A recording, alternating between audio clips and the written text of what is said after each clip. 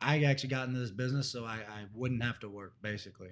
I love doing it, so like I'll work 100 hours this week, but I got into it so at some point I can just leave.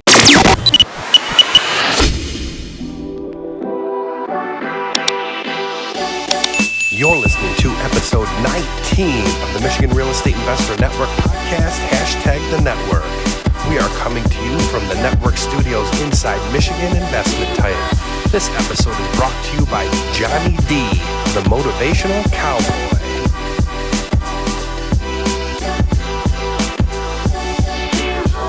Hey everybody, we are back with the Michigan Real Estate Investor Network podcast, #The Network. I am here, your favorite real estate investing nerd, Dylan Tanaka, proudly showing my Freedom Fighters t-shirt, my Flip Nerd glasses, which these are fake. I'm going to take them off, but given to me by a good friend who runs the Investor Fuel podcast and Flip Nerd. So a big part of my real estate investing business is being involved in different masterminds. So super excited to be here, and we're going to kind of treat this podcast kind of like a mastermind, actually, and first things first, we want to make sure that you're liking, subscribing. We're on iTunes. We're on every other podcast app. We've got a YouTube channel with tons of videos and content on there. So make sure to get on there. Every week they're updated. So make sure that you leave comments and let us know how awesome the show is if you think it's awesome, which of course it is. But today we're going to talk about what our biggest current challenges are in business, in our real estate business or the businesses that we're in. And then we're just kind of going to kick it around a little bit and try to solve some of those issues for each other and figure out how to make more money in real estate investing. So I'm here with my good friend, Jeff Shipp. Hello, everybody. How are we doing? And we've got Erika Weichel with Michigan Investment Title. She is the real estate investors title company to the stars. And last and certainly not least, we have Nathan Guinane. I've spent a lot of time with other investors kind of kicking around. Like I say, it's almost like a soccer ball. You throw a soccer ball in the middle of a circle of people, and the soccer ball happens to be a problem, and each person kind of gets to throw their problems around and figure out what the heck is wrong. And collectively, that's what they talk about, the mastermind principle. We are all better together than as one. So I don't know who wants to start, but it's not going to be me. So who wants to start and talk about? And I can start, but I've been talking too much already. So who wants to start and be the first person to talk about their biggest challenge in business right now? Jeff, you want to go? I'm going to go, but mine's going to be a little bit different than most. When I look at the biggest challenge in business, my biggest challenge for me in business right now, I truly believe is myself. Getting out of my own way. Because that can be a challenge in business is, you got to figure out how to get out of your own way to just let things happen. But no, I think for me that is my biggest challenge right now, because I am a firm believer that anything that goes wrong in business and anything goes wrong in life is your responsibility. It's your fault. It's not somebody else's fault. It's your fault. Figure it out, fix it. And that's why I say I think that for me personally, my biggest problem is me. I got to learn to get out of my own way. Get out of my way and let happen what's happening. And enjoy the ride more and just keep going with the flow. Make it happen. So let me jump in. Are you saying that it's more of a mindset issue, or is it like you're not getting certain things done? Because there's two ways. Like the way I look at it is either my head's screwed up or I'm not getting stuff done. No, I think for me, I think it's my head. I truly do. 'Cause I'm getting stuff done, but I'm not getting done what I want to get done or at the level I want to get it done. And so that's why I really think for me, it is a mindset thing of me getting in my own way. Because there's plenty of people out there helping me. There's plenty of people out there doing stuff with me. There's plenty of stuff, but I know the level I want to be at. And I think truly the reason I'm not at that level is here. It's nowhere else. It's not somebody stopping me. It's me. So let's try to stay on each person for, let's say, 10 minutes. So Nate, you've accomplished a lot for an under 30 person. So, just to give Jeff your opinion on it, like how do you overcome some of that stuff? Because at your young age, you're way past where I was at your age in real estate. Well, so I do think I still get in the way of myself, but but to start out with, like how to get past that, I don't know, basically, like if you ever run into an issue, so like say say what he means is maybe he wants to do 10 deals a month. I'm making it up, but if that's what you're getting in the way of and you're doing 1 deal a month, I would go to someone else that's doing 10, see what they're doing. Most of the time you're in like in the little stuff a little too much. If you need to do 10 deals a month, you don't really need to be walking your properties. You don't need to be mailing your letters yourself. You can have someone else do that. I'm not a wholesaler, but I'm just saying my business is the same thing. Sometimes I can spend too much time on a job site. I shouldn't be there. It's a total waste of my time. Once I buy a property, that's when I make my money, basically. Even as a rental, there's no point in me truly being at the property. I do still go, but that's a way that, my first property, I was there a lot. I was probably there 50, 80 times. Now I'm there 5 times. So, that's just one way. Get out of the small, like the $8 an hour stuff. Just pull yourself right out of it. Have someone else do it, pay for it, and you'll scale your business way faster. That's how I look at it. I think that is a very, very valid point, because when you just said that, it just resonated in my head what I'm doing. Yeah. I am doing too much of it myself. Yeah. And the low dollar value. The low dollar, the minimum wage stuff. I call it the minimum wage stuff. It's like, and that's killing me. Listen, that's a Detroit Midwest attitude too. That's how we are. You Cleveland and Pittsburgh and us and St. Louis, we do things ourselves. Yeah. We don't pay somebody to change our brakes, right? So we've got that in our mindset. So as a business owner, and it's tough. I fight the same thing every day. It's like you gotta remove yourself and just make it so you will not touch that item. Yeah, you just back away, get out of it, move on, and learn it. But that is mindset. Yeah. That's a shift of mind, like Dylan's saying. What I did for a living for 32 years. I walked in the door every day, same time, went home same time. I did it day in, day out, never missed, no matter what. So you have that mindset of that's how you do it. That's how you get it done. You get in there and you hit it. Keep your head down. Keep rushing forward, and you'll make it. Yeah. I got to quit. Let me think different. Hey, can I throw a quick example there? So basically, like, you're a wholesaler. I don't know what you make per deal, but, say it's like 10 grand a deal or something. I happen to know, I think you're renovating one right now yourself, and I know you have problems with contractors. Yeah. The fact that you're there, if you're there 100 hours, that 100 hours, you probably could have got two or 3 deals done. That's 30 grand. So you being there, and if that deal you're going to make 15 grand, you could have made 30 not being there. That 15, if you just paid someone 7, I know that's a totally different issue. Contractors are weird right now. Yeah. But just that in and of itself, if you paid a guy an extra 3 grand to get that done for you, and you still make your 10, you go make 30 somewhere else, you made 40 instead of just making your 10. Wasted, and it's something that you want to throw your head through a wall for. That's not what you do. So, and I do the same thing. I still do it, here and there. But that's the biggest thing. That holds a lot of people back. Yeah. No, very true. I think you're 100% on with that, with the issue. I do believe that. Yeah. Erika, you have probably the most, obviously, employees out of anybody at this table because you run a legitimate business, unlike us 3 hooligans here. So what advice, and I'm taking advice too, so this isn't just on Jeff. I mean, we appreciate him, opening up like that. I mean, and all of us, but what advice do you give? So for me, I'm a planner, and it's just how I have to be to keep my life straight. So, and the best thing for me is at the end of the day, the end of the week, the end of the month, to feel I accomplished what I set out to do.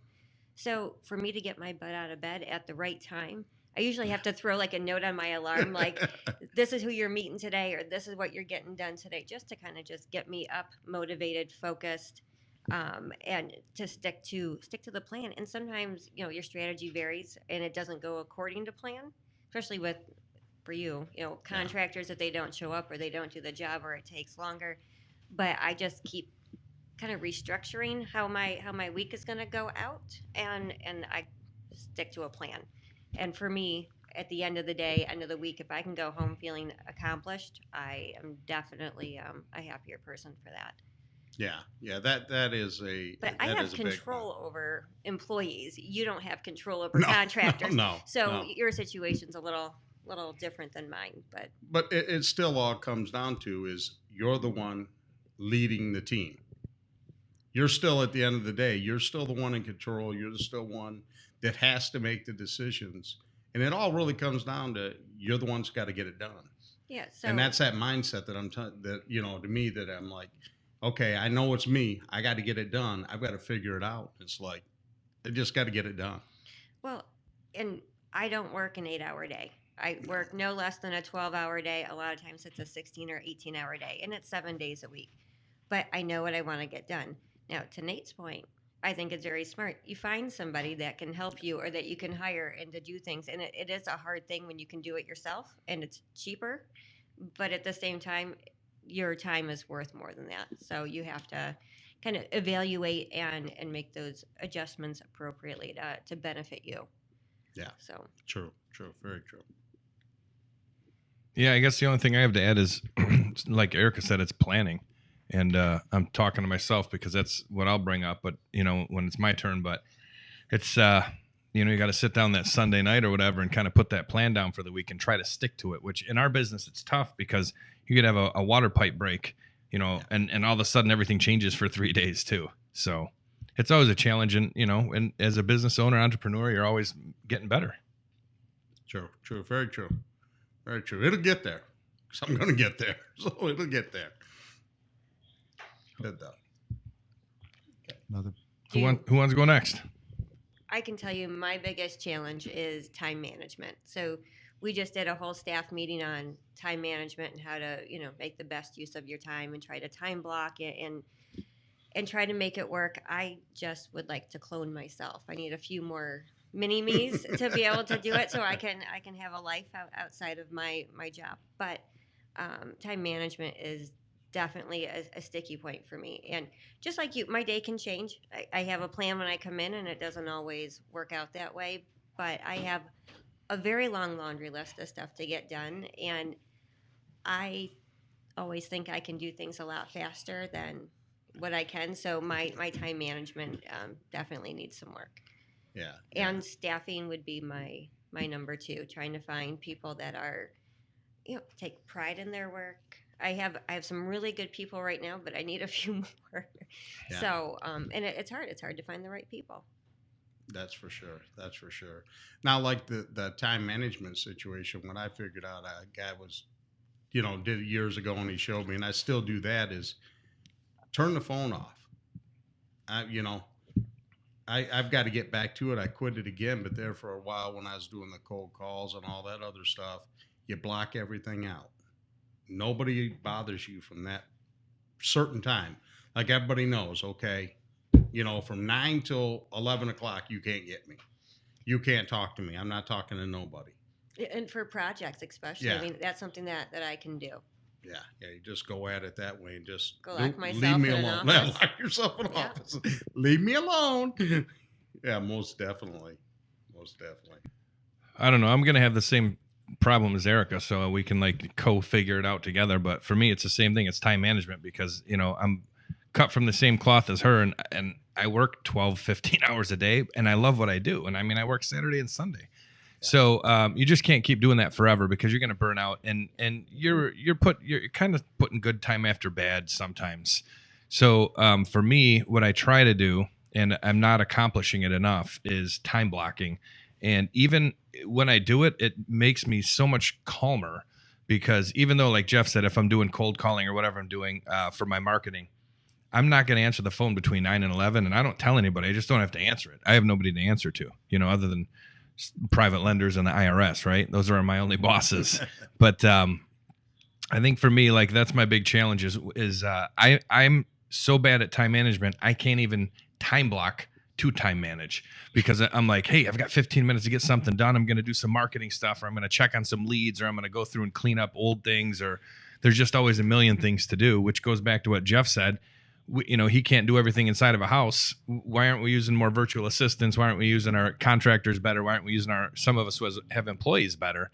And I think it's just that shift in mindset. Yeah, it is.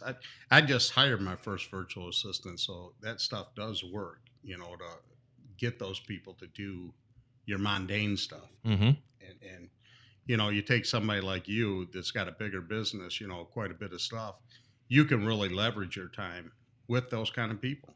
Time block it with them and just get your time back, do the high dollar things like Nate was talking about, and just take it to that. Let somebody else do it. Being a control freak, That's a very hard. That's hard to do. That's hard thing to to do. do. But Yeah. it has been suggested, so it has definitely been something I've been considering.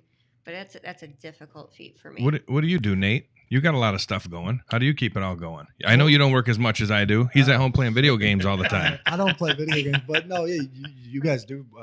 I know Dylan does, and Erika does too. Jeff probably does. You guys do actually probably work more hours than I do. My stuff's a little more. That's why he flowy. makes more money than us. But, That's what it is, yeah. But at the same time, it's funny because like all those problems you just said, I have the same issue. So like, I wasn't making fun of Jeff with renovating his own thing. I just got a flip, and I took the cabinets out myself, put them back up myself. Yeah, we do the wrong stuff all the time as that's real what- estate yeah, investors. I wasn't making fun of you at all. 'Cause No. I do it too, and that's why I identified it. But I like I said, all those problems I have the same ones, and mine all stem back from like I've been doing this. Like I said, I started when I was 19. I'm 27, 8 years. To start with, I had to do everything I could just to get like one deal, and then that same mentality. So I was like doing stuff before setting it up. So when I started, I didn't sit down with the CPA, which you should do. I didn't though. I had $5,000. I'm not gonna sit down with a CPA and give him $1,000. Like that didn't make sense. I was just doing stuff. So, and I've been building, but I'm just saying though. So I'm still like transitioning over to have a lot more like automated stuff, like all kinds of scaling up basically. So I have all those same issues you guys have. So same thing. But my biggest issue that I'm having myself is kind of like time management, but different from yours. Mine's more. I might work from 6 p.m. to 10 p.m. and I'm actually supposed to be at like some family thing. I don't like doing that. Like if I got like family time, I want to be at family time. If I got work stuff, that's work time. And I also take too many calls from contractors. Like they lean on me too much. Like they can figure it out themselves, but I answer too many of the questions. I had a plumber 2 weeks ago. He was doing some plumbing, and he's like, "Hey, I got a real big issue." And I was like, "Is it actually a big issue?" And he acted like it was an emergency. I thought the freaking toilet fell to the ceiling. And I come over there, and he's like, "Well, this Y." He's running a sanitary, and he's like, "This Y doesn't go this way. It's too high. We're gonna have to make a box in your drywall." I'm like, "You're not making a box in my drywall." And I figured it out for him. It took 2 minutes. But if he didn't call me, he could have just figured it out on his own. Easy, just get a different part. That's what it boiled down to. And it wasted 2 hours of my day. I had to go half hour that way, half hour home. And I actually went to Home Depot for him, spent 45 minutes there. So that's my issue. So I have these same issues you do. But like I said, yeah, I do work a little less hours, I would say, in a week. But I still do work a lot. But the times, I don't have a boundary on mine. That's the worst part. Is if someone calls me for something, I'll go do it right then. Yeah, I got a couple things I can say. I'm a much better teacher than doer or listener, apparently. But, I always get to brag. I'm part of the Investor Fuel Mastermind. And they talk about this all the time because I sit with guys who are doing 10 times and girls who are doing 10 times as many deals as me. So it's humbling in one way, but it's awesome in another because I get to learn from the best, at least in our business. And one of the things, one of the guys who has a lot of contractors and people out on the road, he uses that app Voxer, which is like a walkie-talkie app. It's free. Or it's $30 a year for the good one, and he doesn't talk to any of his people. He's a roofing contractor. He owns a nice sized roofing company, and he builds and buys and flips. So his guys are killing him, and I know because I had 6 guys working for me full time on payroll. It was horrible because I was always on the phone, always at Home Depot. But he constantly only uses that Voxer app, and they can't talk to him. He won't answer the phone. So that's number one. Number two, another thing that I learned was your family time, and I'm preaching to myself whenever I talk about this stuff, but you block that out first so you don't have to work from 6 to 10 fixing your website or doing paperwork or whatever it is. Because like you said, take it from somebody who's 15 years older than you. When I had a real job, and even since I've had my own company, I've missed lots of family stuff, and there's no excuse because now those days never come back. I missed cousins' graduation parties. It's not like I missed the birth of my kid, but I missed stuff. Now looking back, who cares because I made $500 that day? I can never go back and be there for that time. And as you start to get older, you see that. And, they talk about lifestyle design and all that. And I don't care about all that stuff. I'm not into that. I just say that you got to be happy. You got to keep the people around you happy, or it makes it tougher. Yeah, it does. Well, and going back to what Nate said about it, he answered the phone, and so he had to go and fix the problem. That happens with my office all the time. If I'm out of town at a conference, my girls can take care of it, and they don't bother me. But if I'm there, I'm like a safety net. So they keep calling or coming up to my desk and wanting to talk it out, and I understand it, but I need to be better about just asking well, what would you do? All right, go do it, and not answering it and say, let me just call them back or I'll send that email. I should be delegating a little bit more because I know that they're capable. They can do it when I'm not around. So Do it when you're here. Right. Let you get your other stuff done. Right. Absolutely. Absolutely. Yeah, and so back to mine, and same thing. All your problems. Like, I actually got into this business so I wouldn't have to work. Basically, I love doing it. So like, I'll work 100 hours this week, but I got into it so at some point I can just leave, and I still do that. Like 2 years ago, my buddies all went to Vegas, and I was like, I can't. Anyway, I ended up just last minute. I just flew out there, and they're like, "Oh, you came." And like, I can do that because I work for myself. So something changed in my whatever I was doing, and I got to go. But that's why I got in this business. So me personally, like, I like real estate too much. So, my goal was to only work like, say, 2 hours a month. I'm just saying that's my goal eventually. But I'm still, my issue is that I'm still going to be doing 30 hours a week because I like it. It's like fun to me. It's like a hobby. That's my issue though, right? That's my personal thing. But I like it too much. You can take, and like Dylan said, it's very crucial. And me in my past, of course, working for somebody else, having a W-2 job for all those years, I still got to do the family stuff. And it was very important because, and you see a lot of entrepreneurs giving that up. But, I did all the coaching, the Cub Scouts, all that kind of stuff, for my son and all that. And as an entrepreneur, if you really set your family time, if you time block, set it down, make what's priority. And if you get that and you set it up where you can have time with your family and go do that, like Dylan was saying, you'll never get them hours back. Go spend them with your family, your loved ones, your good times. That couple dollars, you'll make it somewhere else. You'll be fine. Yeah, it's funny. When I get those 2 hours once in a while where there's nobody else in the office, and I don't know what day it is, say it's a Saturday morning, I'm so ridiculously efficient. But you give me Monday through Friday, and there's a couple people there, and there's just things happening, and you just get caught up. So it's it's hard to focus like that. And again, a lot of us, we weren't trained to do this. The way that our school system, I'm going to blame the school system. The way that the school system's set up, they don't train us to be entrepreneurs. They don't train us to be business owners. So, and again, we're Midwest people. Like all of us sitting here, we're from the Midwest. We're from Detroit. So it's at a certain point, especially Nate being the youngest, it's weird because he's got guys twice his age working for him and he's telling them what to do. And in the beginning, I know what it's like because I was him. And it's weird because you're like, whoa, is this guy actually going to listen to me? And why am I smarter than him? Why am I further mentally, at least in life, than these people? And I think you just have to understand that and kind of push forward with it and know that you're solving a problem for them and you're not kind of like lording over them or like being lazy because, as they say, like we should be doing whatever our unique ability is, whatever we're best at, because the better and more efficiently we work, really the more money that we make versus doing things we shouldn't be doing because we don't want, our girls to make copies for us, or I don't want my guys to carry something up the stairs. So I'm going to stop what I'm doing to go help. But that's what we're paying them to do. And they're working for us because we're able to do the business. We're able to get that stuff going. And again, listen, I'm preaching to the choir because I'm talking to myself and I'm learning while I'm listening because I make those same, mistakes all the time. So, are we done with you?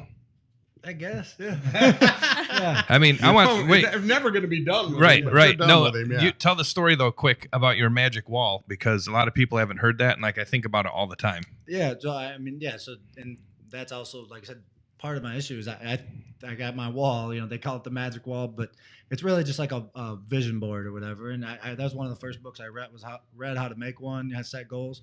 So on my wall, I throw up everything I want to do. I got a 1-year goal, 5-year goal, month goal, 10-year goal. And the more present ones are bigger. The other ones off to the side. But yeah, I look at it every day. I read it. What I'm not good at is every once in a while, like I'm supposed to go to bed, visualize before I fall asleep. I don't do it all the time, but that helps tremendously. I was a 19-year-old. And if you asked me like what I was and I wasn't nervous, I wouldn't say it to you. But if I knew you real good, I'd be like, oh, well, I'm a millionaire. I just don't have $1 million. And I would have told you that dead serious. No lie to you. Like I didn't care that I was in real estate. If you told me I couldn't do real estate, I would have sold these cups. Eventually, some way, I would have made $1 million. That's all I cared about. I didn't care about my avenue. I love real estate now, but I started out just that's what I was. I wanted to be a millionaire. My goals down the road are bigger. Everything's bigger, but that's what I am. If my goal is to be a billionaire, I think I'm a billionaire. I just don't have the money. I don't. But I'm saying that's how I look at everything, and I attack it from there. Now, what do I have to do that? break it down. That's what I did in basketball. Teach our listeners and watchers how to do a vision board in 2 minutes because you Yeah. can break it down for them. Well, yeah, it's an easier example. Can I do it as basketball? Easier course. example. All right, so like in basketball, I mean, this is how I was taught. My dad taught me this when I was a basketball player.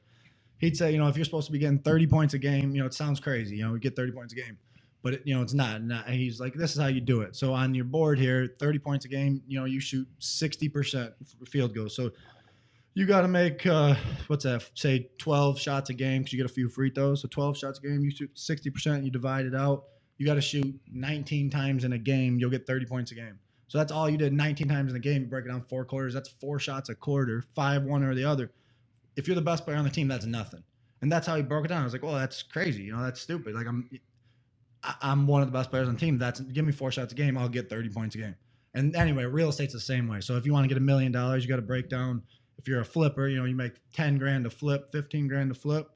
You got to figure out how many flips is that? Is that sustainable? Can you do that? Break it down. So if you need 10 houses a year to get whatever your income is, you need to know I need to make 50 offers to get 1 deal. So now 50 times 10 is 500. You put that on your board. I break mine down a lot. So if my goal is to have $1 million in 2 years, like I said, you break it down under that. What does that equate to? That equates to 50 flips.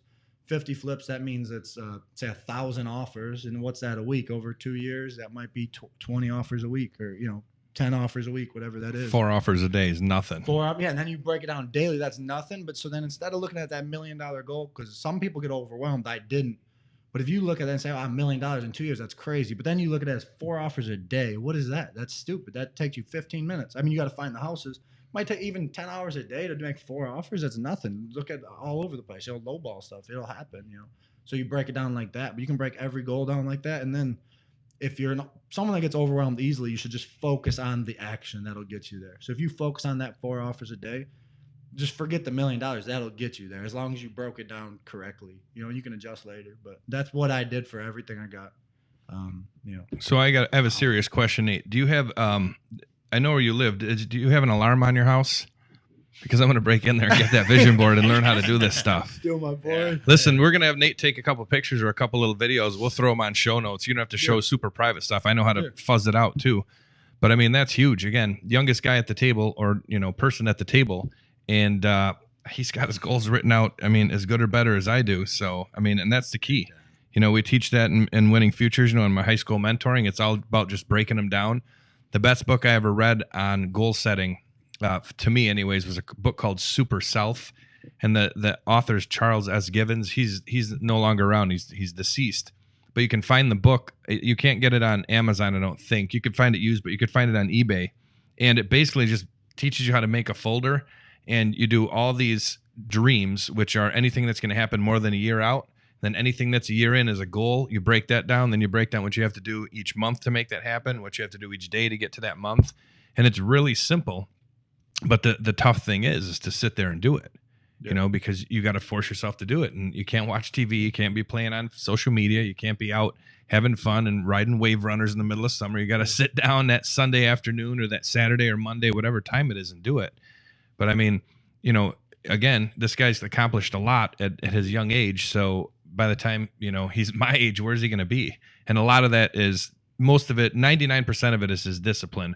But that 1% is that magic that you have in your own mind and belief in yourself. And being an all-star athlete at a young age, a lot of guys I know who've been that way, that it's a little easier for them at times because they had that built into them, especially the ones who were really a cut above the rest. And then some of them I know too, took it hard when they didn't get to make it to the show, because who gets to make it? Like 1% of 1% of 1%. Yeah. But then they crank that into business, and it's crazy. I mean, there's a few guys at some local real estate investing groups here in Metro Detroit, and they were all-star athletes, and we kind of know who some of them are. And a lot of them just rise to the top because they have a confidence that a lot of other people aren't taught. And again, we don't learn that in school. We don't learn that we can start a company and build a business or be a CEO even of a big company unless we go to a special prep school. But the average, public school isn't going to teach you that. But sports will a lot of times. Yeah, no, for sure. And I got to figure out the book I read on my vision board because it's actually awesome. What kind of sold me on it at the time, I didn't understand it. The author, I'll figure it out and we'll throw it in the show notes. But the author in there, he's talking about, how to do it. At one chapter, he says, he's like, Other day I was moving into my house, or he's moving something. For some reason, he was going through boxes, and he had this couple boxes that are sitting there for like 15 years on this big mansion he's got. He pulled something out, and he said what it was his old vision board, and on it was the picture of the house he was sitting in. So, this guy made this vision board, famous. I don't know what it was. It was a great book on how to make a vision board, and that's what I base all my stuff on. But it's crazy because when I read it, the guy might have faked it. I don't know. But I was like, that's crazy. But I've done similar things, not with the house, nothing that deliberate. But, I looked at like a goal I set when I started at the age of 19. My 5-year goal, I killed it. And at the time, it looked stupid. Like I was like, I'm not going to. In your head, you're kind of like, I probably won't be able to do that. But then like the long-term goals are the easier ones to do. Someone else I just heard a couple weeks ago, they said it's a statistic that if you set a 1-year goal, a 5-year goal, a 10-year goal, the 1-year goal you probably won't accomplish, the 5-year goal you probably will, and the 10-year goal you'll kill it. Like you underset your long-term goals. So, something to keep in mind. Yeah, Set them like bigger nice. than you think, basically. Well, kind of going back to the school thing. When I was younger and your parents tell you, like, you can be anything that you want to be. So I had obscene goals of what I was actually going to be. So as you go through school, they almost condition you to, you're going to have to go to college and you have to have a job and you're going to have a W-2. Like, they don't really encourage the entrepreneurial spirit at all. No, not at all. I can tell you. Not in this country anyway. No. I can tell you, like, 4th and 5th grade, I'd go to the store and I'd buy, a pack of gum for 50 cents, and then I'd go sell the pieces to all my playmates, for a quarter a piece, right? So I'm making more than 50% of my money. It was nice. But then I kind of lost that along the way. And it took a while for me to come back and realize I can do this. Yeah. And then when you start doing it, and you're working for yourself, it's really difficult when you have clients that are counting on you to think, I can take this day off, because you have somebody that's, and just a very quick story.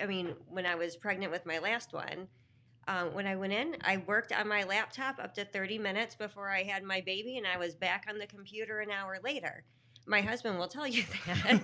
Wow. And I was taking calls. We were closing deals, and I was so afraid that if I didn't answer my phone for a few hours, that I would lose clients. So it's kind of nice when you have help, when you have people that work for you and you can allow yourself some time, but you really need to make that time for yourself. And I think it was very relevant what Dylan said. You can't get that time back. Can't get it back. It's gone. It's gone. All right, so we're gonna move on. We're getting close to the end here, but so I'll kind of couple my challenge with I guess something actionable that I can take away, and we can do it for each of us too, really quick. So my challenge is the same thing. It's time management. For me, I've kind of figured out that time blocking will solve a lot of that for me. So I don't know if you guys have any help or ideas for that. I'm downloading apps and stuff constantly trying to figure it out. But what works for me best is I pretty much just open a Google Calendar, and I hate Google. I'm an Apple guy till I die.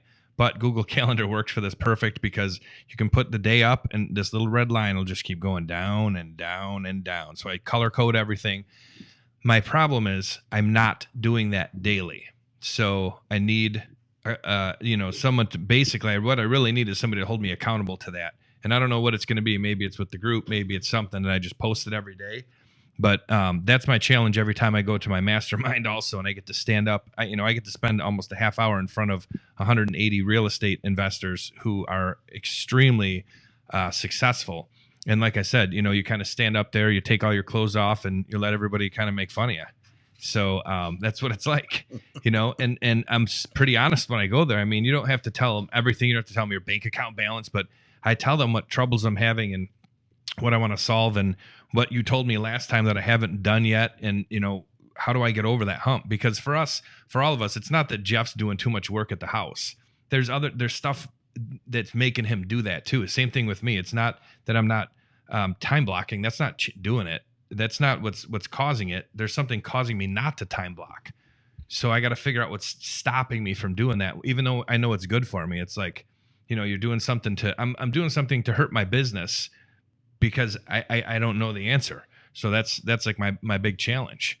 So like, I think my personal takeaway is I'm going to, use these three people on this show with me, and then just tell them to text me and yell at me if I don't time block every day. And all three of them, Nate's kind of nice, but the other two, they're very quick to make fun of me and yell at me. So I'm in for it. Listen, they'll keep me accountable. So that's what I want to take away for sure.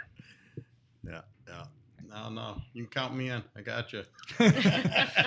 So I don't know. Let's we can keep go around the table and we'll kind of end it after that. Like what's your takeaway, Jeff?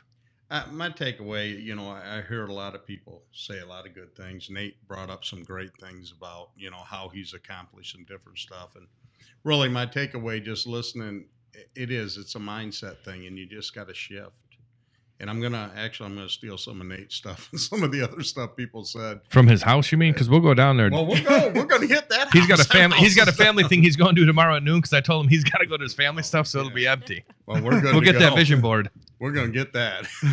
But I'm definitely going to take some of that advice that he was talking about, and I'm going to run with it. And I think that's what'll help me shift my mind to get out of the.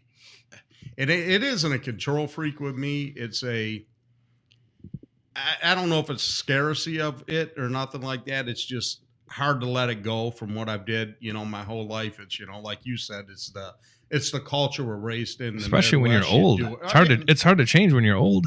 It's hard to change. I'm stuck in my ways now. I am senior amongst most of us here. Yeah, I just going to take some of that and I'm going to run with it. And, I think it's going to really help me. It's going to set me on the path, Well, and we're all in it together, right? So Yeah. I definitely just need to not just think about ways to make it work for me, but I need to actually make it happen. So, Do it. Maybe that's with the VA. Maybe that's with delegating more responsibility out. Maybe that's by giving myself a curfew and leaving the office by a certain time. But got to figure it out. So lots to think about. Lots of good advice today too. But wait, so how do we keep each other accountable? Yeah, I was gonna say Because I just told you guys could all text me and yell at me every day if I don't post it. Okay, we're going to do that. What are we gonna? I know, right. About time blocking. So what specifically can we do? What specifically do you want to achieve, Jeff? And a small finite thing that we can all work with each other on, even if it's one text a day. Yeah, just, maybe a text a day. Hey, keep your mind straight, or, hey, get off thinking you got to do it all. Yeah. And I think that's the biggest thing I took out of like what Nate was saying too, because I do that. I'm doing everything.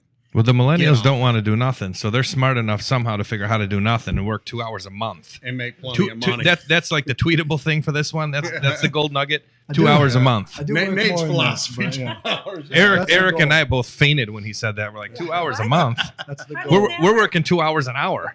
Yeah.